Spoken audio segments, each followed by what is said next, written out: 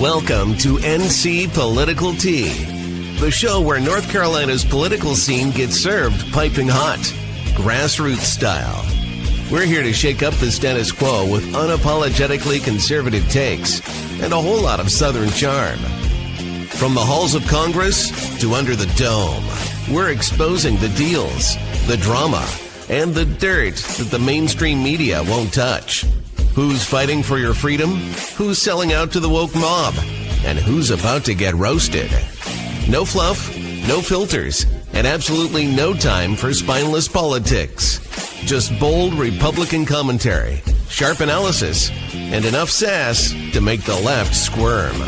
So grab your sweet tea or something stronger, and let's dive into the hottest headlines and juiciest scandals rocking the Tar Heel State. This is NC Political Tea, where the truth always gets served.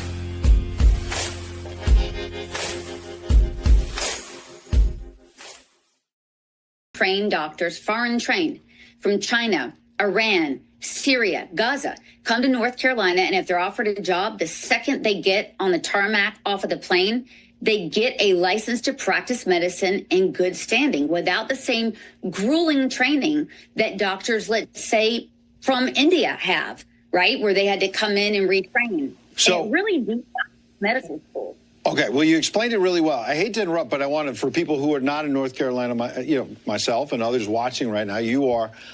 But then what's the reason to do it? I get that they're doing this, right? But is it?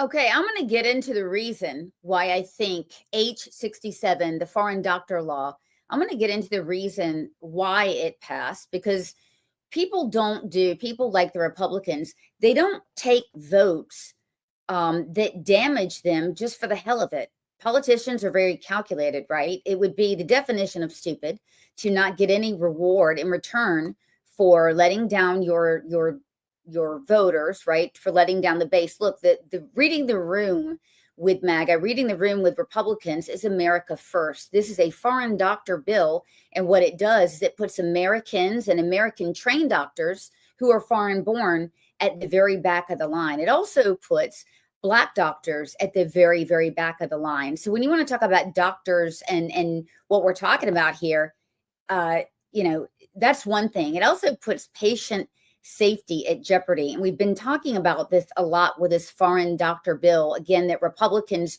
wrote, predominantly Republicans in the Senate, put a poison pill into the House Republican bill. And now we're all going to suffer under it. It is a law. It was passed. It was signed into law, I believe, July 1st, somewhere along that timeline. And it does take effect in January 1st. And it will allow everything that I said in the video. But we're having doctors on. I'm getting calls from doctors all over the country who are absolutely outraged. One of those doctors is an OBGYN, just like one of the bill co-sponsors. His name is Dr. O'Leary, and he speaks on all things. I noticed you speak really about health policy and all things, and you were one of the first that sounded off about this bill. Yes, I was shocked when I saw it. I couldn't believe that this was passed in any state. And one of the things that happens in medicine is it takes years and years of training to really be comfortable in your job. And the public has to be protected. And what this bill does is sets up two classes of people in North Carolina. And that's the last thing you do in medicine. Medicine, you take care of everybody the same way. You don't have two systems. This is saying if you're in a rural county, we don't really care about you. You can have substandard care. We are okay with that. Who would do that? Why would a politician ever do that? Why would a governor sign something that has two classes of people? And the interesting part is the first part of it. Part one was talking about the compact for the licensure compact. And in there, they're saying you have to be following stringent criteria, which is exactly what it should be. So Doctor, I want to back up because let's talk about the original bill. So the original bill, and on this program, the thing is, we analyze every bill through committee and before it comes to vote. So the bill you're talking about had a provision in it that was pretty decent, right? It would allow doctors to come in from anywhere. And that's the bill you're talking about. So the original bill, the House bill, had two components. It had that and it had the PA thing, and then the poison pill. The poison pill, doctor, it was slick, because I'm keeping it medical talk. You get it? Poison pill.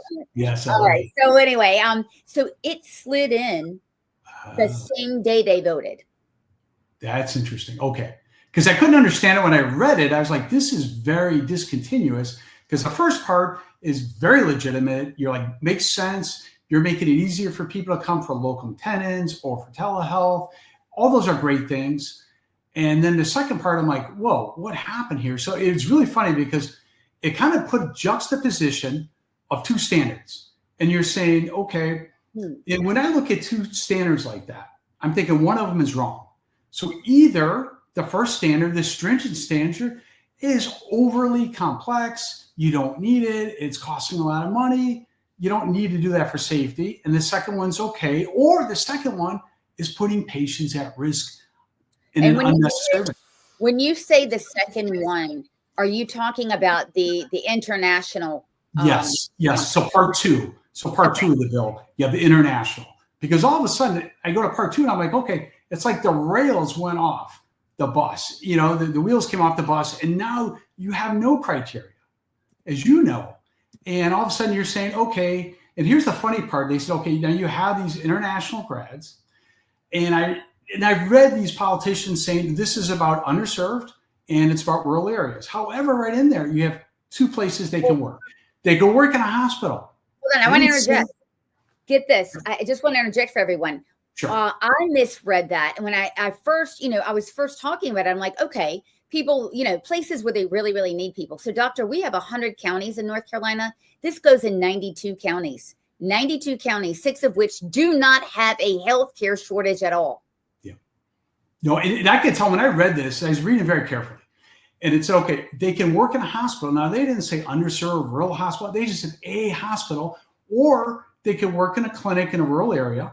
And then the second part that's bizarre, they said you have to have a North Carolina licensed physician only in the clinic, but not in the hospital setting. I'm like, okay, here we go with the two standards again. And here's the other part, they have to be on site. You're like, okay, so what? You're not saying they have to do anything. They just have to physically be in the building. They're not saying they have to oversee them. They don't have to teach them. They don't have to make sure things are okay. They just have to be there. So they're trying to give the illusion of safety measures when there are none. Interesting. So really the devil is in the details here. When you start to look through this, it's just kind of crazy. And the second part of it, they start talking about they have to have an active license, but it could be expired for up to 5 years. That makes no sense, because in the US, if you didn't have a license for 5 years, you're unemployable. What's going to happen is you are probably going to need to go back and do a residency again. Well, right, because they could be, sitting around. And by the way, let's just say, the vetting is going to be ridiculous. And I brought up the countries, Iran, China, Afghanistan, because there's no banning. A hospital in Gaza. Right. Come on, Pakistan. Let's say that, God forbid. I'm going to be very clear and very honest. UK rape gangs are absolutely happening, and it's from Pakistanis. A lot of them are healthcare workers. These are facts that I'm not making up. So let's just say, gosh forbid, a hospital in Karachi has banned a doctor for such behavior. They're still licensed, and they come over here. These are the things that can happen, and if they can happen, they will happen. Right. Well, the other thing too, which is disturbing, they're saying, the bad part of this bill is they're not requiring U.S. medical boards or U.S. residency. So they're saying here you can have either 2 years of a residency in your country, which we have no idea what that looks like. We have no idea about the adequacy of that training. Or you could just have the WHO, if they give their kosher to the program, by gum, it's good enough for North Carolina. Which is crazy. Insane. We have the best medical schools in the world, the best residencies. Why not have people train here? And that's the whole, and we're talking about America first. This is America last. And the thing is, and it's sad, and I knew plenty of people when I was coming up who couldn't get into medical school, who were bright people, they had phenomenal credentials. And I think it's only gotten worse. And it breaks their heart because, you decide to be a pre-med not when you're in college. You decide when you're in high school. You take a lot of sciences, you do that in college. I mean, you spend years doing this. You put 8 years into that to get crushed.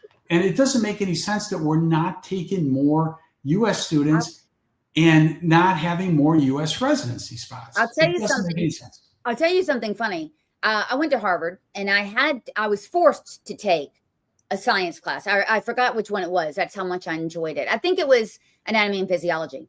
Sure. And I remember, getting a D on the first test. I mean, it was just incredible. And, half the class were getting A's, except for that was the third time they audited the class. Wow. So I want you guys to know that it's so competitive to get into a medical school or residency. These undergrads were auditing, so taking the class a few times so they could get an understanding, so they could actually come in and make the A. If they didn't make an A, they wouldn't get it. That's how hard it was. So I did feel a little better. I felt a little better once I realized you should take it 3 or 4 times before you actually take it for credit. No, absolutely. I mean, it's very rigorous. And, you kind of have to build on it. You take it, you take your high school physics and your biology and chemistry, and then you go to college and you have to build up. And then you same thing, you go to medical school, you take your biochemistry and you took that in college and you have the basis for it. So it's just decades of training. And then what's happening now in the US is the training is getting longer and longer and more expensive. And I know Dr. Coca addressed that. The kids are coming out with $300,000. And the hard part with this, another part of this bill that's really hard, is these folks don't need to have a residency. They can just come out from medical school, work for 10 years. In their country. I believe the bill says you can either come in with 5 years of experience if you have a residency. Again, to your point, we don't know what the heck that looks like. Right. Or you could come in and you've just been practicing delivering babies somewhere for 10 years. No residency at all. Correct. And the funny thing is, in the United States, when you graduate medical school, you also are unemployable. You can't get a job. You can't get licensed. You can't get a job in medicine. Nothing. So now you're saying, these guys can, but you can't. It makes no sense. There should be one standard. You can't have 2 standards. And, and I'm sure you're aware, lots of people graduate medical school and then they don't match. And it's a nightmare for them. I'm going to see if I can get this up. Yes, I do. In fact, very, very few. And I want to tell everyone what matching is. First, I want to say that there's a certain amount of slots that's controlled by Congress. So what first drew my attention is that a Congressman, Greg Murphy, who is ironically, you're not going to believe it, a doctor. He's a urologist. No. That makes sense. Yes. He's a doctor at ECU, and the sponsor of this bill is a doctor out of ECU. Same employer, same district. So we're looking into y'all. But he basically put up a post, doctor, that said it was analogous to, hey, being a doctor is something that Americans don't want to do anymore. We need to bring over more foreigners, et cetera. And that started the research on my end, because I thought, well, wait a minute. Yes. Why is a congressman who has every bit of control over the amount of residencies that are open, it's in his control. Why is he saying this? And then I found the bill. Instead of opening the cap. So you guys, I want you to know there's a certain cap, right? Yes. There's a cap that was placed in the 90s. I think it was 1997 by Congress. Because there was this crazy thought at the time we were going to have too many physicians. So they said, okay, let's cap the number of residency programs. And then what they did is they really kept it the same. So what happens is areas like Philadelphia that have lost population have more residency programs per capita than other areas like Florida that have gained population. So none of this makes any sense. And then there's shortages in residency spots for things like radiology, where we weren't using radiology as much in 1997. Everybody wasn't ordering imaging. You actually antiquated. Right. So it doesn't make any sense. But and the second part, I want to talk to you about solutions and the solutions that the boys in North Carolina. And I want to talk about that afterwards. I think we've got a lot to add to that. So what you're saying, I mean, I just got this today. Look at the matches. So I want to tell you what happens. So let's say you go to medical school and you graduate UNC, and you're going to apply to several programs. And actually, before I do this, I think I want to put up Dr. Coca's interview on this, because I think you'll agree with this. Let's listen to him set this straight up. Into U.S. medical schools is 1 out of 3. So 2 out of 3 U.S. citizens do not make it into medical school. Okay. And then on top of that, you then have to, it's $300,000 to $400,000 of debt you have to accrue as you make it through 13 to 16 years of school after high school, right? And then you get to practice medicine. And now you're going to allow folks to just make an end around, you know, in India, for instance, right? After high school, it's 5 years to get what's called an MBBS, the MD equivalent degree. Okay, right? That really, for me, brought it home, because like 5 years after high school, so what a typical bachelor's would be, they're a doctor. Here, guys, I want you to know it's an undergrad, 4-year undergrad. I think it's a 4-year medical school, and from then the residency. So already that's a real inequity. Correct. Absolutely. And all these countries are different. And I did my training at Mayo Clinic in Rochester. And I was in one of the first rotations was a surgery intensive care unit. And there was a gentleman there who was from England, and he had done a surgery residency in England, and he was coming over for additional training. And I was a first year. So he would go to bed and he would say, "Hey, Jim, you know what?" He goes, "We don't do this in England. We don't operate like this on people. I can't help you. I'm just going to go to bed. So don't even call me." I'm like, "Okay." He goes, "You just have to figure it out." It's a whole different. So each country is different. Everybody assumes it's the same. It is not the same. Doctor, I don't think anyone assumes it's the same, actually. I mean, I think and I'm political. I think that in the mind of Republican people, probably, they do not think it's the same. And hence the political just skullduggery here. Like, why would you do that? Because I think the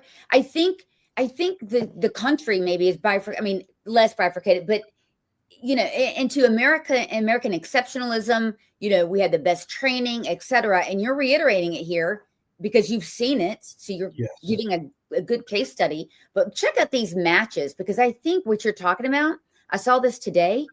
This really shows you're talking about what 9%, right? I think this is percentage average research publication that applicants apply with for residency. Yes. How many publications after, and which is totally crazy. And that has to do with what they used to call National Boards Part 1. They changed the name, but it's basically the first test. Used to, you'd get a grade on that. Now it's pass fail. And they did that on purpose. So now they don't have a way to separate out people if they want to go into dermatology, radiology, ENT, orthopedics, neurosurgery. So now what they do is they have to do these publications. Now, these are not quality publications. These aren't things that are going to change the science, change the world. These are things you just have to do. And it doesn't make any sense. It's another pain in the butt. Yes. Another hurdle that an American doctor or a foreign trained doctor. Okay. So if I've got a guy from India who's repeating this, right? Actually, he wouldn't even do it. He won't have to really match, I don't think. But this is another thing, so we have American doctors with $350,000 in debt. Right. They have to match, they have to do this hurdle, etc. And then a guy can get off the plane from Iran. He's handed, this is pink. I'm sorry, the license probably isn't pink, guys. He's handed a license. You're right. The only stipulation, to your point, is you're going to work in a clinic. And I'll tell you how that works. You're going to work in a clinic for 4 years and then you're free. I'll bet you they would take close to $30 an hour just to work in that clinic, kind of like, you know, an indentured type of worker. Absolutely. This is definitely an indenture. And so if you're going to get somebody for $30 an hour, and they can bill Medicaid and Medicare at 100%, or you could get someone equally for $250 an hour. You know, and I know. That's the game. That's a game. This bill has nothing to do with addressing shortages at all. Because the big point, the big giveaway with that is A, that you can just work at a hospital, they don't care which one. And B, at 4 years, you're free to get a license. You can do whatever you want there. And you know those folks are not going to stay in the clinic where they chained them to the radiator and said, you have to work here for 4 years. They're gone.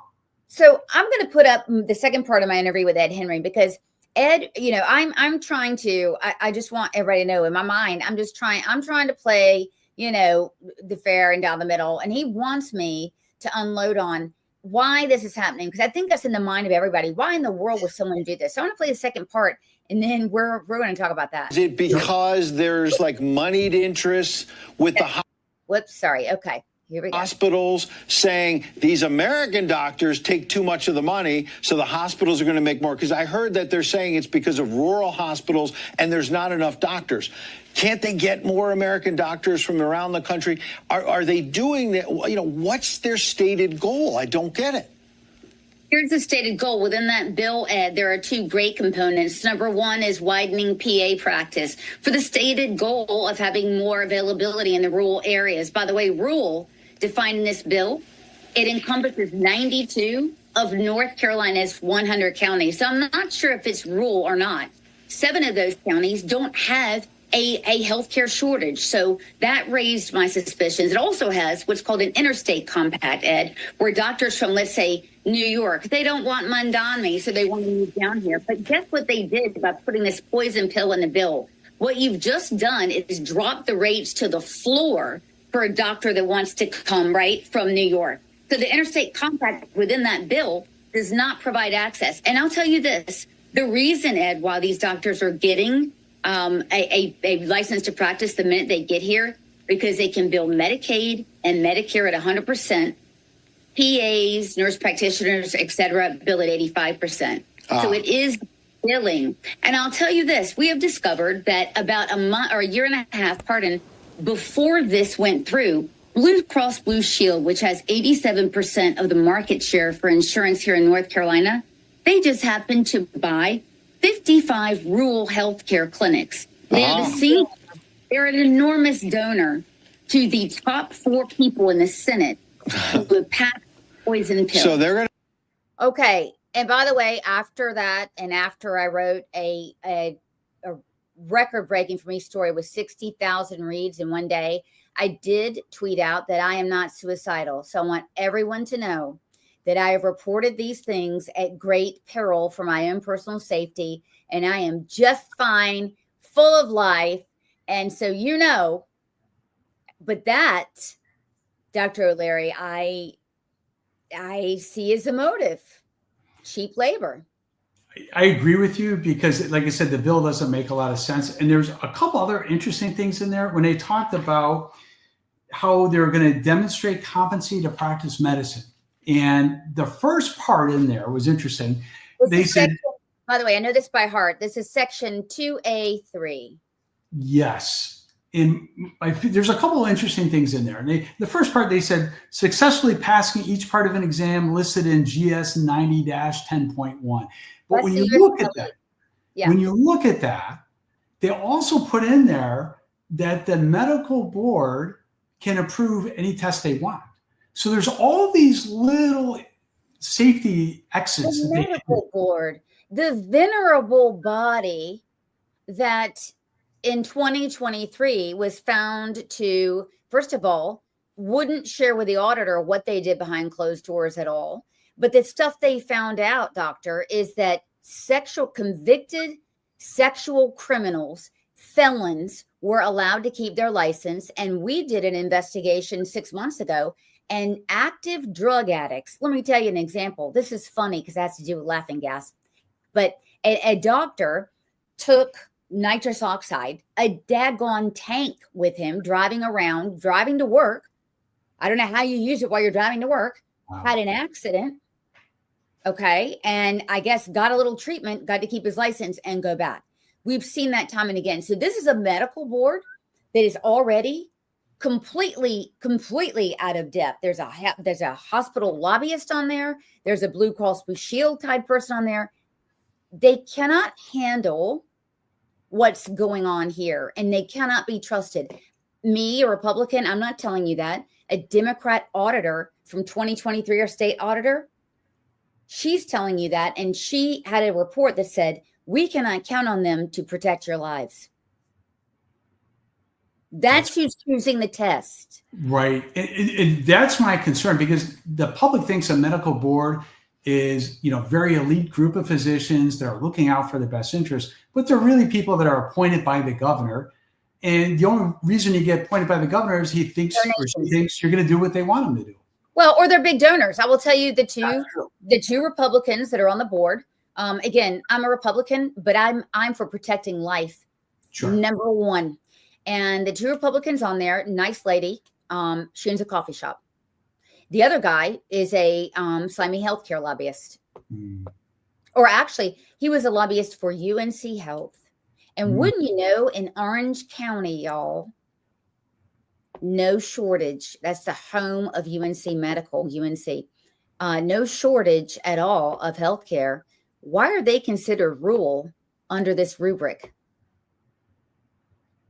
Good lobbying usually is the answer to that. So I agree with that. The lobbyist that's sitting on the medical board. Okay. But continue. Yes. And then the other thing I thought was interesting is they say, it's kind of funny, they said that the applicant will be proficient in English. That's it. And they don't tell you how they're going to know that. I don't know. There's no test. They don't say they'll pass the TOEFL test. You know what they removed? Criteria. And they removed this clause of good moral character. Interesting. So, those are, some of the things that really is interesting to me. Now, the things that I wonder, they did say that they have to have the legal work authorization from the relevant federal agency. So you have to have a federal agency approve this. And the other thing is CMS really has to approve this, because you're talking about they can bill Medicare, Medicaid. Okay, so the interesting thing, I checked on this, doctor. So CMS, when we talk about that, it's Medicaid or Medicare or both? It's Centers for Medicare and Medicaid Services, so it's both. Okay, so this. If you did not, the USMLE, guys, that when we say that is the gold standard test. Correct. Certification that every doctor must take. Right now, today in North Carolina, if you're from Bangladesh or Boston, you would have taken the USMLE. So to bill Medicaid and Medicare, they're not checking if a doctor has that. And they're also not checking if the doctor's board certified. That's interesting. You're right. And CMS has a huge amount of power because they control the purse strings. And, a lot of people will think about legislation, but a lot of what happens in healthcare is the rules that come out. And they have plenty of power. They can change things around. And, one of the things that CMS does routinely is when the large insurance companies commit Medicare fraud, they refuse to do anything about it. They just kind of look the other way. So if you had a small player do that, they would get in trouble. So that's one of the things that routinely happens. So they have we're one of the most consolidated. 87% of market share is for one insurer. What does that tell you? That is crazy. And it's a nonprofit, so it, but the other thing is, I think there's some really good solutions to the problems that North Carolina and our country faces. And tell me how, okay. So, I put the solutions were already in the bill. If you're truly trying to solve healthcare shortages, you would allow the state compact, which means people can move here. You would allow that, and you would allow the PAs. Okay. You would allow that. But the fact that the poison pill is in there, that you're going to let foreign doctors come in and depress wages by at least 50% on its face, you've killed the entire bill. No, I agree with you. And I don't think this was really meant to be a bill to seriously address the shortages, because what they put in there, honestly, has no creativity. I'm not from North Carolina. I could give them a bill that would really be phenomenal. What would you put in there? So I would do, first of all, short-term, long-term. Short-term, every physician right now, as we said, spends a third of their time on useless tasks, administrative tasks they don't need to do. Take that away from them, and all of a sudden, you have an extra day a week to see patients. Now imagine if you could say, even if we don't have any more medical schools, we don't have any more residencies, I can give everybody an extra day a week. That's huge. And it's not hard to do. So things like electronic. They would be happier. They would want to move to North Carolina. Yes, 100%. 100%. And that's the second part of that is a lot of the issues is that the guys in their 60s, the ladies in their 60s are physicians are retiring because they're frustrated. They love taking care of patients and they hate the rest of it. And if you go on X and you look at all the docs talk, that's what we talk about all the time. I've seen Med Twitter. That's what I'm looking at. Yes. And they're Yes. so before our interview, I spent, a couple hours looking into the complaints, and Yes, you are correct. that's what it's all about. So things like the electronic health record, every doctor spends minimum probably 8 to 12 hours a week just catching up on that chart, which was a waste of time. And then there's something called prior authorizations where the insurance companies give us. Just made a law. Okay, so we just made a law ending that. Okay, perfect. That's perfect. So all those things. So that's like the short-term thing, very easy to do, immediate bang for the buck. Second thing I would do is we need to increase the number of medical schools and the residencies, but we need to do it intelligently. We need to put them in the right place. So there was a workforce study I was looking at today from North Carolina. It's a great study. And it said that most of the people who are trained in the state end up leaving, but you know who stays is the family practice residents who went to medical school in North Carolina and then did their residency in North Carolina.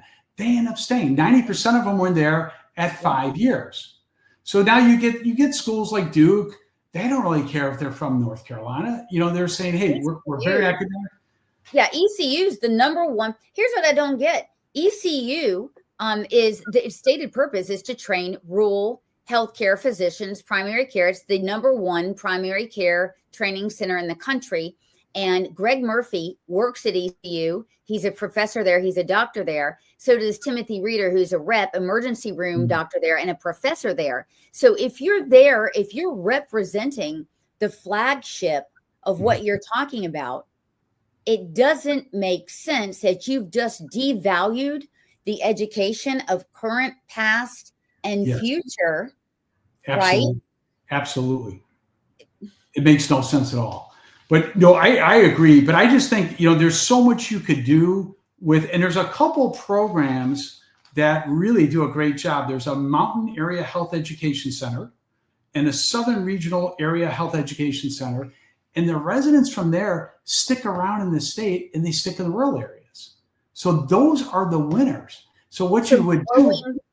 Growing that.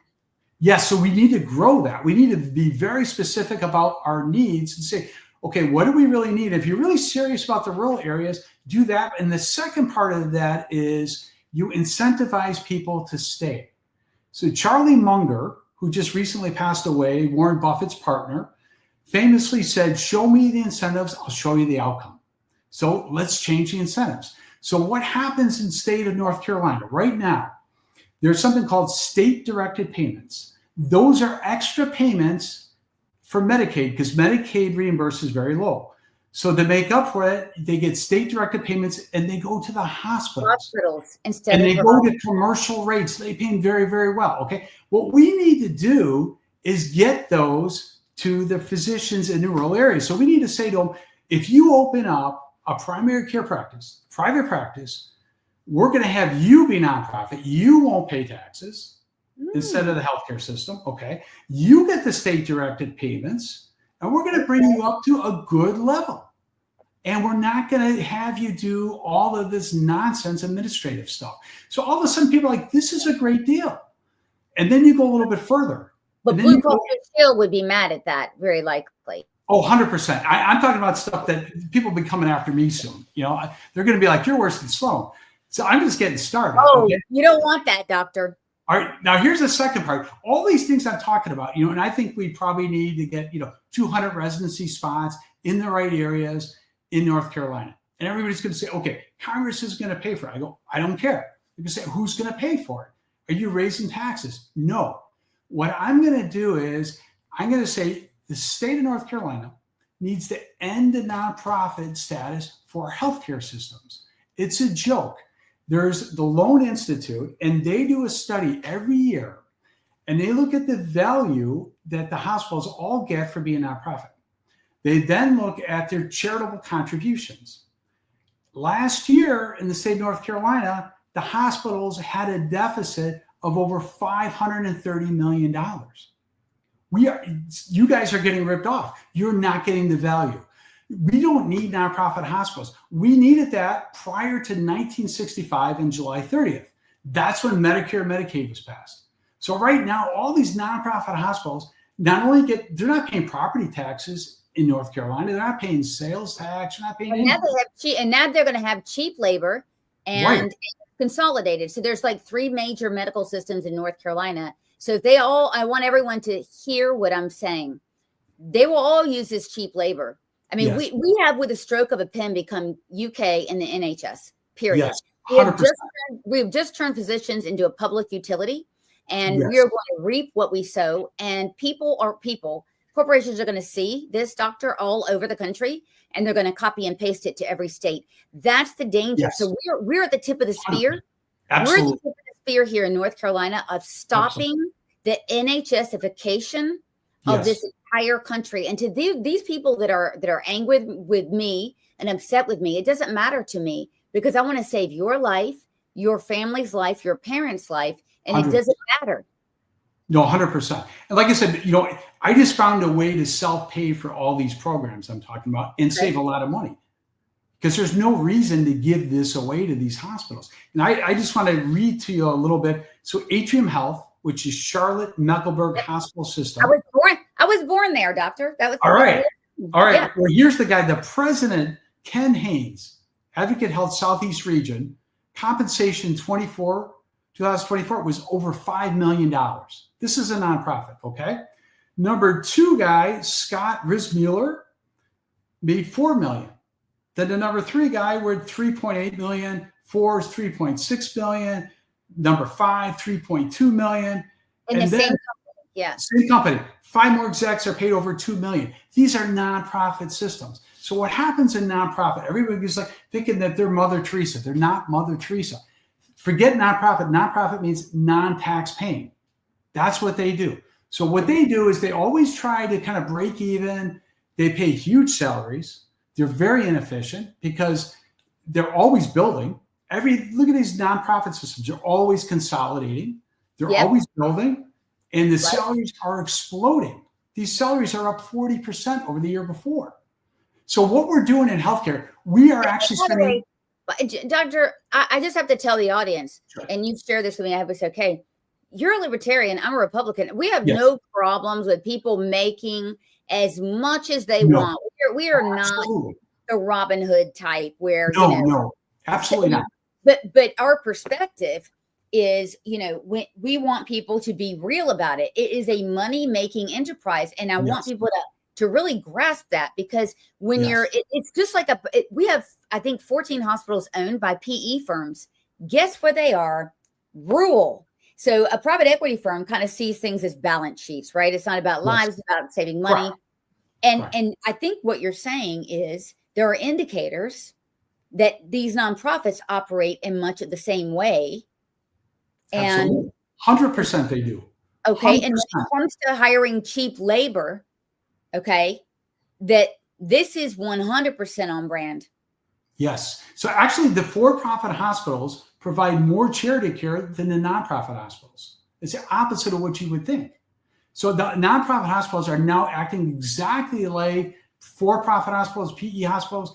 And my point isn't to say that people shouldn't make money, but my point is we have a limited pot of money in healthcare. Let's put that to the people that are taking care of patients and not middlemen. The middlemen aren't there at 3 a.m. when you have a medical emergency. Yeah, these are lives. Yeah. And absolutely. And, you and I aren't, I'm not raising the alarm about tax policy or, I don't know, something that is important, but These are lives. These are American doctors. 100%. These are our medical school. You know, Dr. O'Leary, we could conceivably shut down the 2 state-run medical schools here. We don't need them anymore. Not with this. No, you're right. That's what they're trying to do. And I was thinking about it the other day, and I said, you know what? I remember when America became energy sufficient itself. You know, we weren't dependent on anybody else. We're energy independent, and we're food independent. We need to be medically independent. We need to have all our physicians trained right here. There's no reason not to.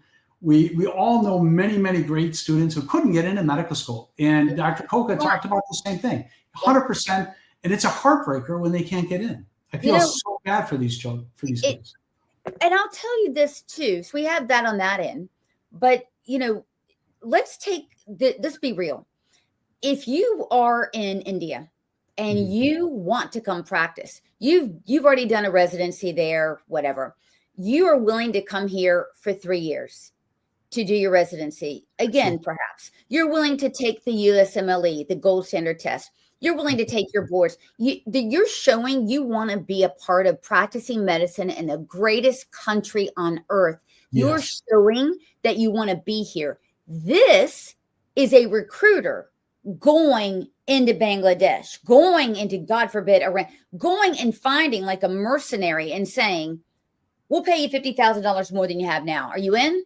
Yes. Right. He comes here, brings his family. So there's chain migration. And he comes here for just the money, not for the calling and not to be part of the greatest country on earth.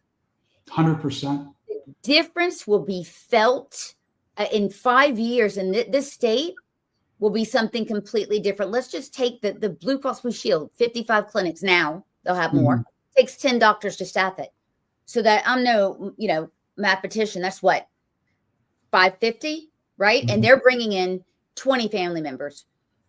That changes the complexion of rural North Carolina completely. Absolutely. That is what happened in the UK. The UK put, 1,000, a town of 1,000, they put 100 migrants in to these small towns purposely. Right?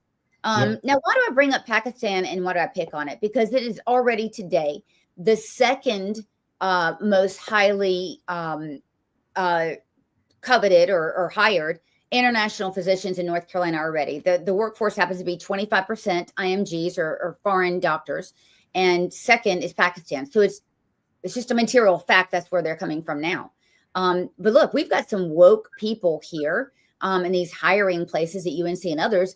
They just love Gaza and they really hate Israel. I can see them hiring 100 Gazan doctors, whatever the heck that is, and putting them places. It's a danger for everyone. Or I can see, and actually Dr. Coca brought this up, I wasn't aware that in India, basically they have diploma mills where it looks very authentic. Oh. The diplomas, right? And then we have the inept medical board who won't even take a conviction and multiple complaints for physicians. And they're going to accept this from somebody that's like, are you kidding me? A free ticket to America? And I'm paid? Where do I sign up? No, I agree. This is definitely the tip of the spear. I agree with you 100%. Now, if it isn't the tip of the spear, the other problem, and I put this on X, I said, boy, if you have a second home in North Carolina, because a lot of people in Florida do where I live, and a lot of them are older, I said, you may think about selling it.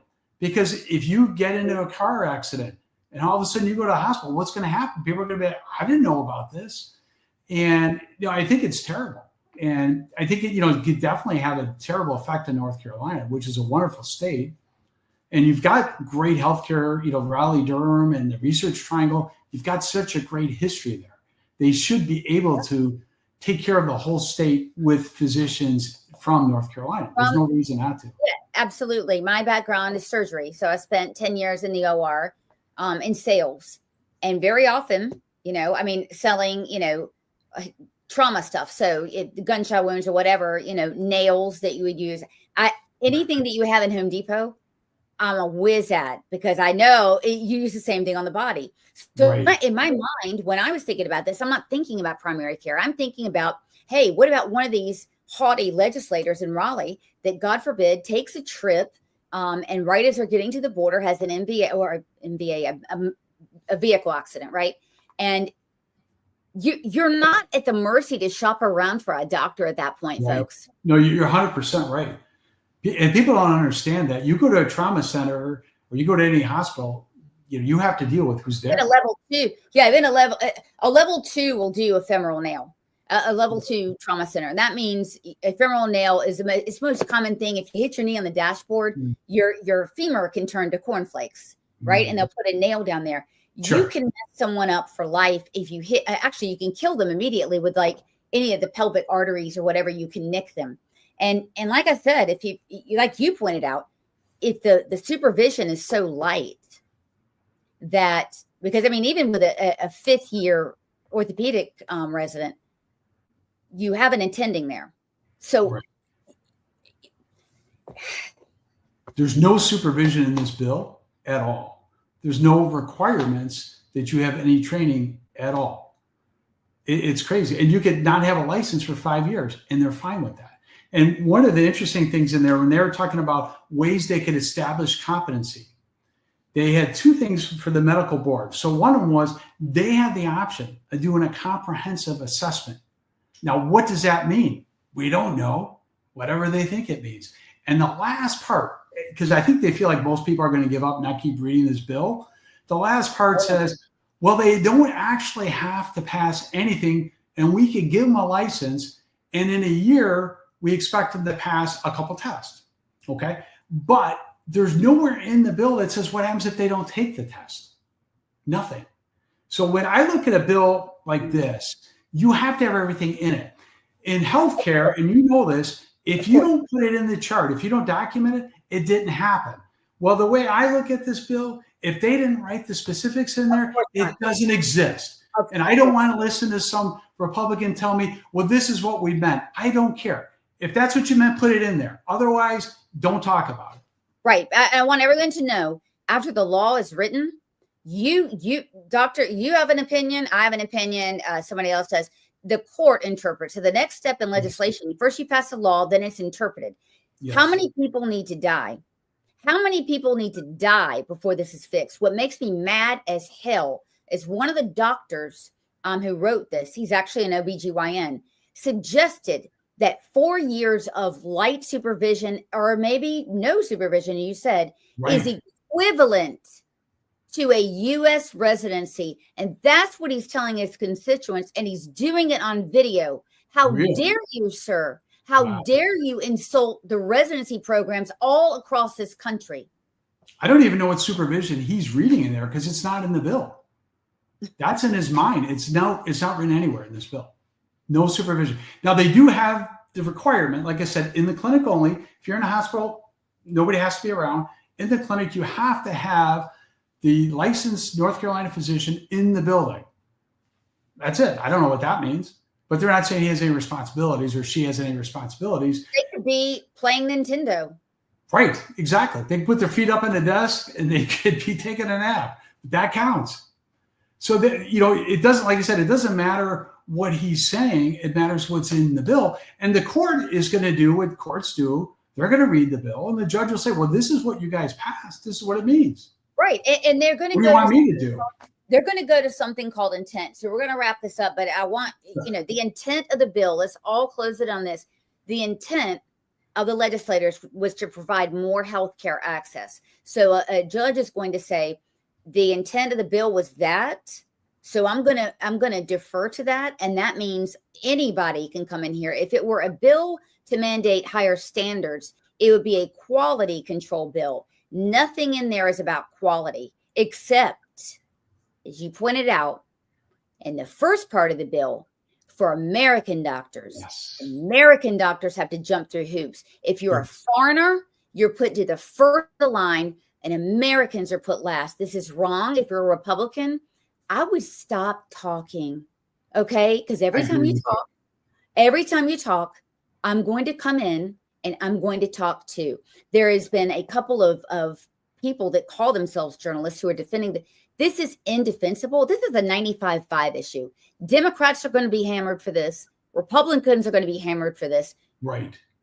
My recommendation, be quiet, fix the bit, take this out. I agree. Carry Carry Take it on. out completely. And the funny thing is, when you look at health policy, it cuts across party lines. Because if I sat down and there was 30 Democrats there, and they can be very liberal, 30 Republicans, and I talked to them about this, they're going to say, yeah, we want to have safe care. And I recently went to a subcommittee hearing with Jerry Nadler. Okay, now Jerry Nadler, everybody said, what the heck were you doing with Jerry Nadler? You know, he's a very liberal guy. Now, we were talking about PBMs, and I was coming in with some very hard-nosed libertarian reforms, and he was 100% in agreement. And we got along fine. You know, and the thing is, I went in there and I was polite because, you know what, there's no reason to be impolite. No. I was polite and introduced myself. We got up, it was on a panel, went for it, and we got along fine. And people couldn't believe it. They said, I can't believe it. I said, he's actually, when I got in there, was very reasonable and cared about. I think this is also a bit racist because it's targeting our blackest areas and saying, okay, in the white, rich, affluent areas, they deserve a doctor that can pass a test, but you guys don't. Yeah. And that's let me tell you what, when I run campaigns, and I'm running campaigns against a lot of you, and in fact, I think I'm going to put together a pack and defeat a lot of incumbents, by the way. Yes, you heard it first here. I'm going to tell people the truth about this bill. So you can sit here and think it's just a Twitter phenomenon, which I've heard, etc. Y'all are not going to get out of this. Fix the bill and fix it now. And doctor, with that, we do have to close, but sorry for the fire and brimstones at the closing, but I appreciate you coming on and breaking this bill down. Absolutely. Thank you so much. I love your fire, and I'm so excited, and I will keep following you, and we'll keep interacting. Thank you, doctor. It's teamwork that's going to make this nightmare go away. Absolutely. Thank you so much, Sloan. Thank you, doctor. Okay. Bye-bye. Bye-bye. That's a wrap on today's NC Political Tea. We hope you're leaving sharper, spicier, and ready to take on the political craziness in the Tar Heel State. If you loved what you heard, or even if it made you mad, don't forget to subscribe, leave a review, and share this show with your friends, family, and that one coworker who just needs the truth. Follow us on social media to stay in the loop and get your daily dose of conservative fire. And remember, here in North Carolina, the grassroots grows stronger when we stand together. Until next time, keep the faith, keep up the fight, and don't let the left water down your tea. This is NC Political Tea, where we spill it like it is.